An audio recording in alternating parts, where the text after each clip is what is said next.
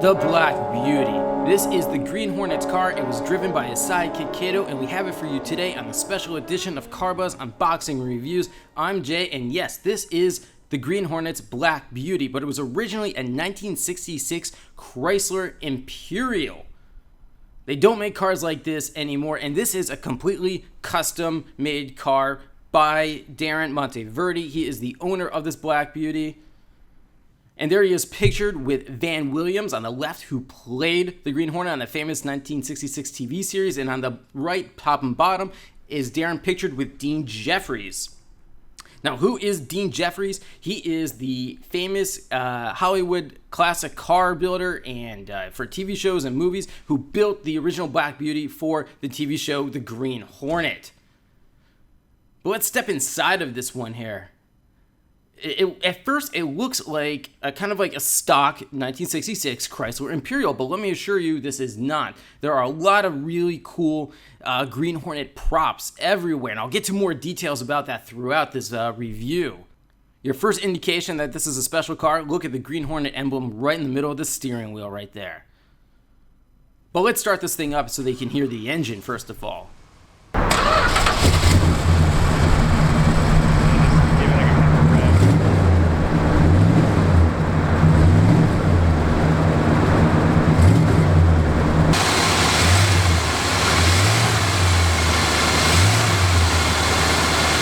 Okay, so that was a stock 440 cubic inch V8 with 350 horsepower and 480 pound-feet of torque. It is paired to a 3-speed automatic transmission. Yes, you can imagine this is a very heavy car. In fact, there is no fiberglass on it. It is an entirely steel body. And if you're familiar with the Black Beauty from the TV series The Green Hornet, you can't mistake this car for anything else. It's just so unique. It's very different than the Batmobile. Look at those green headlights for an example.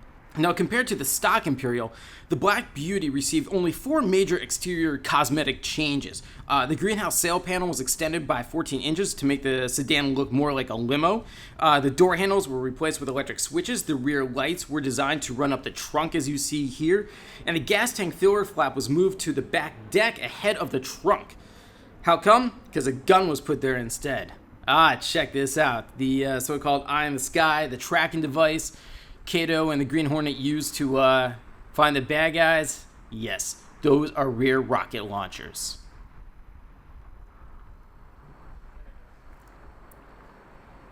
And there's that rear gun barrel that emits grease, oil, smoke, ice.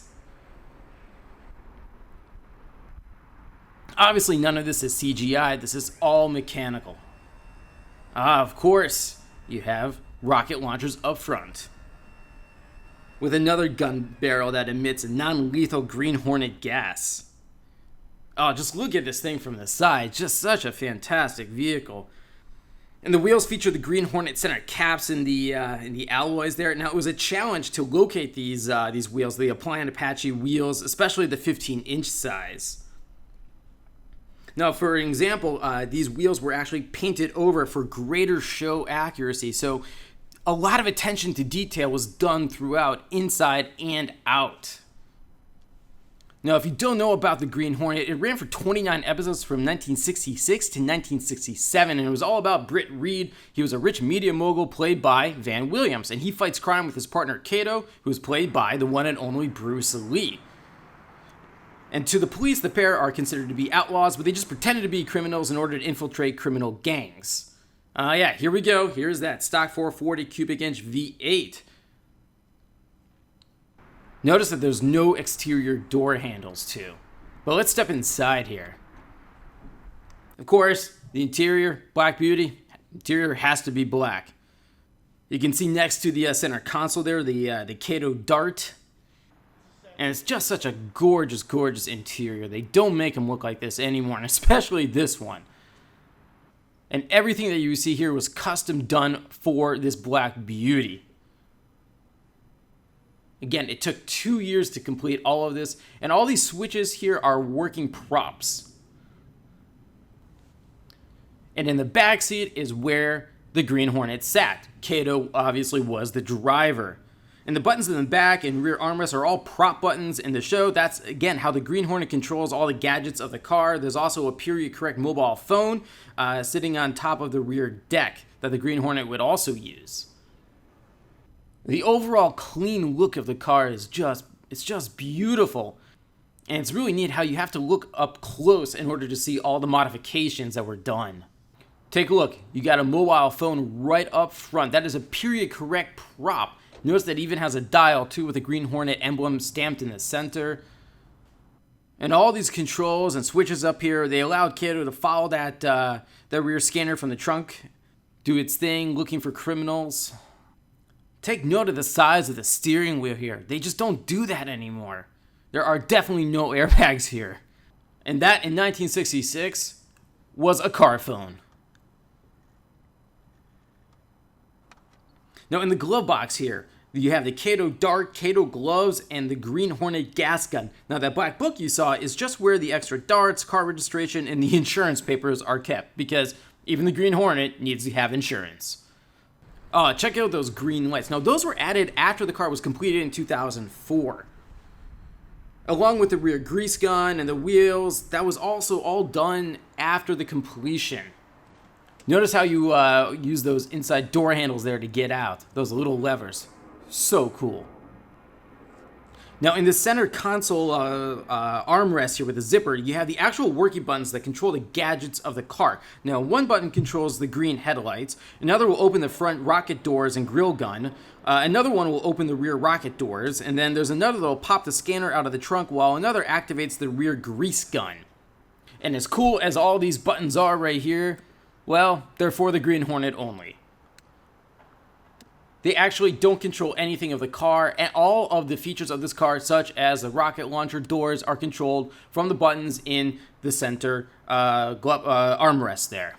And there's that period correct phone prop that's used by the Green Hornet. And this project was really a true labor of love.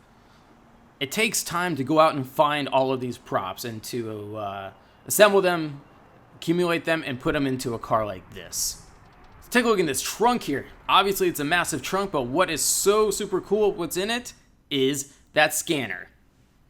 Now this trunk scanner, it is entirely handcrafted. The body is made from a cocktail shaker, while all the other parts are completely scratch. And the Green Hornet and Kato would use this as a so-called tracking device to find out where the bad guys were during a car chase. Think of it as their eye in the sky. And obviously that big front grille, entirely custom. And this past September marked the 50th anniversary of when the Green Hornet TV show aired, which was on September 9th, 1966. So 50 years ago, this car debuted on American television.